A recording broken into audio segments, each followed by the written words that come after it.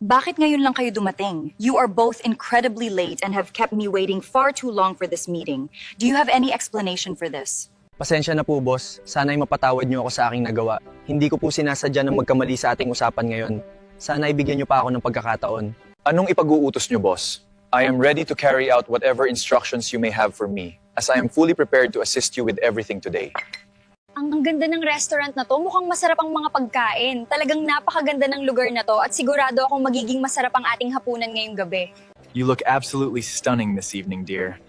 It is such a pleasure to be here with you, and I truly appreciate the time we have together tonight. Umorder na tayo ng steak sa menu na bestseller nila. Sigurado akong magugustuhan natin ito dahil masarap daw ang luto nila rito at sulit ang pagkain. Cheers. It is such a wonderful evening to be here with you today for this special celebration, and I am so glad that we finally made it. Ito ang pinakamagandang gabi. Talaga, sumasang-ayon ako sa iyo. Ang gabing ito ay tunay na espesyal at hindi ko ito malilimutan habang tayo ay magkasama ngayon. May order pa po ba kayo? Alam ko pong busog na kayo, pero baka gusto nyo pa ng dessert o kape para sa inyong pagtatapos ng gabi.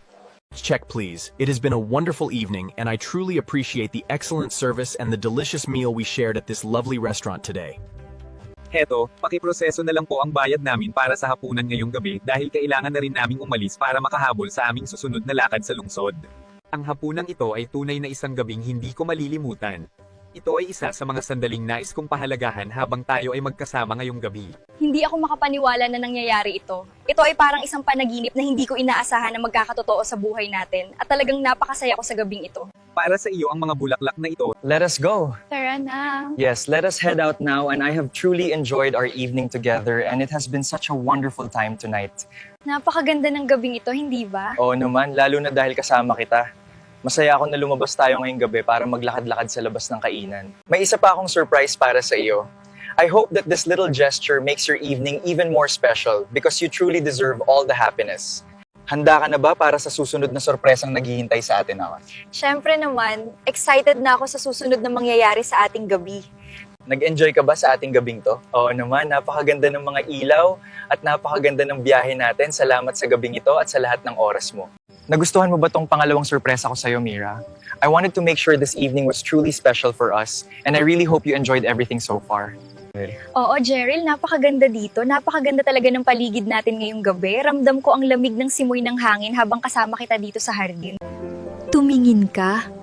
Ang mga bulaklak ay nagsisimula ng magliwanag.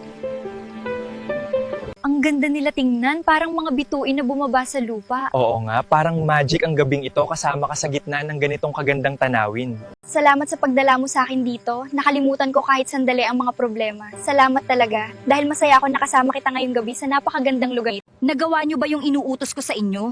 Dahil sa tingin ko ay wala pa kayong naisusumiting report sa akin ngayon. Ano na ang nangyayari sa ating trabaho? Opo boss, kaso hindi talaga namin siya makita kahit saan, parang naglaho siya ng parang bula. At hindi na namin alam kung saan pa kami maghahanap para mahanap siya agad siya. Hindi maari ang ganitong pangyakari. Hindi ko matatanggap ang kapabayaan na ito sa aking opisina. Ayusin ninyo ang gusot na ito ngayon din bago pa ako mawala ng pasensya. Eto ang pera, dadagdagan ko pa yan, mahanap nyo lang siya. Siguraduhin ninyong hindi kayo mabibigo dahil alam nyo kung ano ang mangyayari kapag hindi nyo siya nahanap agad. Opo boss, gagawin po namin lahat ng makakaya namin para mahanap siya. Tinitiyak po namin na hindi kami titigil hanggat hindi natin nakukuha ang lahat ng impormasyon na kailangan natin para sa operasyon na ito.